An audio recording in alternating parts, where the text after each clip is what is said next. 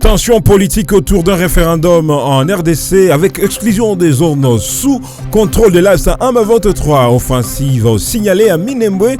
Usage des drones CH4 Sukhoi 25 font affaire. Mesdames et messieurs, les ciels de la RDC deviennent de plus en plus menaçants. Drones de combat, artillerie lourde, avions Sukhoi.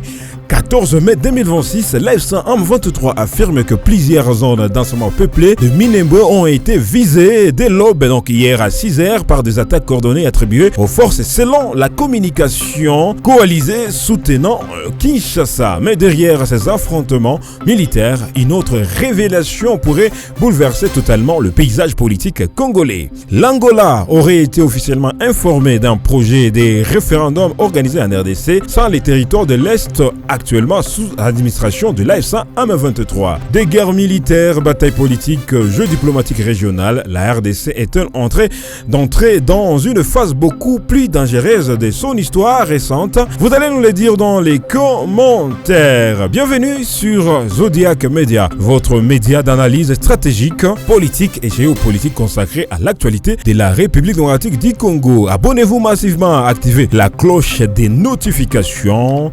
Restez jusqu'à la fin de cette vidéo pour découvrir l'essentiel de l'actualité. Ici, nous allons au-delà des titres pour comprendre les véritables enjeux derrière les événements qui secouent notre région. Avant de commencer, mesdames et messieurs, comme je l'ai dit, vous êtes déjà bien installés parce qu'aujourd'hui, plus que jamais, comprendre ce qui se passe dans l'Est de la RDC est devenu une nécessité. On l'a dit, depuis des décennies, l'Est de la RDC connaît de reconfigurations profondes des rapports des forces militaires. Les affrontements ne concernent plus seulement des combats isolés entre des groupes armés. Désormais, le conflit prend une dimension technologique régionale et stratégique beaucoup plus importante. Dans son message publié sur le compte X, Laurence Kanyuka, porte-parole et chef du département de la communication de l'AFSA M23, affirme que les attaques ont ciblé Kalingi, Kakenge, Bidegou et Rugezi dans la région de Minembwe. Ce qui attire immédiatement notre attention, c'est l'ampleur de moyens militaires évoqués, des troupes terrestres, de l'artillerie lourde, des drones kamikazes, des drones KT-6 et des avions Sukhoi 25.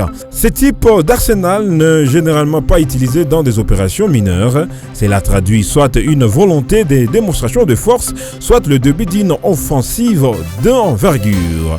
L'un des éléments les plus préoccupants dans cette affaire est la montée en puissance de la guerre aérienne dans les conflits congolais. Pendant longtemps, les affrontements dans l'est du pays étaient dominés par des combats terrestres, mais aujourd'hui, les drones et les avions de combat occupent une place centrale dans des stratégies militaires. Les drones CH4 mentionnés dans les communiqués sont capables d'effectuer des missions de surveillance, mais aussi de frappes de précision. Quant au Sukhoi 25, ce sont des avions d'attaque redoutables conçus pour soutenir les opérations au sol. Leur utilisation dans des zones proches de populations civiles augmente considérablement les risques humanitaires. Car dans des territoires aussi densément peuplés que Massissi, Rutshuru ou Kalehe, une erreur de ciblage peut provoquer des catastrophes. Alors, pourquoi cette zone est stratégique? Donc Minembwe n'est pas une localité choisie au hasard. Cette région possède une importance stratégique majeure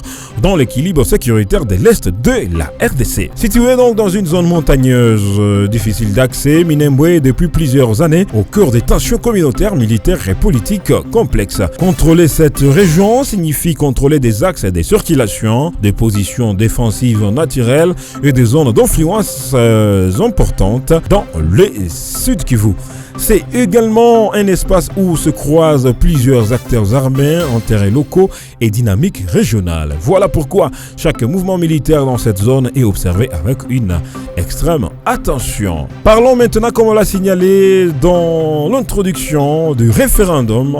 Au-delà des combats, c'est peut-être le volet politique qui pourrait avoir des conséquences les plus importantes. L'Angola aurait été officiellement informé d'un projet de référendum organisé en RDC sur le territoire actuellement sous l'administration de l'AFSA M23.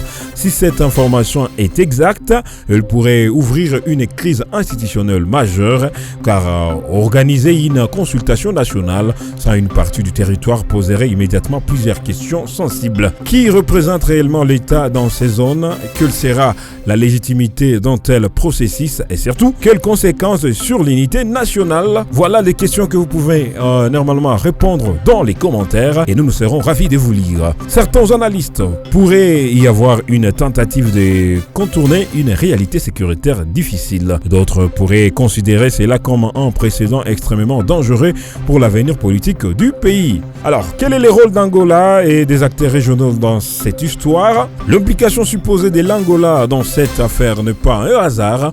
Depuis plusieurs années, Luanda joue un rôle central dans les tentatives de médiation entre Kinshasa et les groupes armés de l'Est. L'Angola est devenu un acteur diplomatique incontournable dans la stratégie régionale de Grand Lac.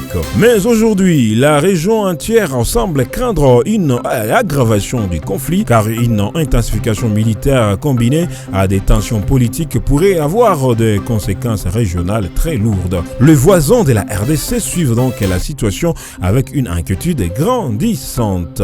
Derrière le drone, les avions de combat et les stratégies politiques, ce sont encore une fois les populations civiles qui vivent dans la peur. L'Est de la RDC continue de porter le poids lourd d'un conflit devenu à la fois militaire, politique, régional et humanitaire. Les accusations publiées le 14 mai 2026 montrent une chose, la situation reste extrêmement volatile. Et dans ce climat explosif, la moindre erreur pourrait provoquer une escalade incontournable. La République démocratique du Congo se trouve peut-être à un tournant décisif de son histoire récente. Merci d'avoir suivi cette analyse profonde et approfondie sur Zodiac Media. Merci aussi de vous abonner et dites-nous en commentaire, pensez-vous qu'une solution politique reste encore possible dans l'Est de la RDC? Abonnez-vous, partagez massivement et rejoignez Zodiac Media pour des analyses sérieuses, stratégiques et professionnelles sur l'actualité africaine. À très bientôt pour une nouvelle édition.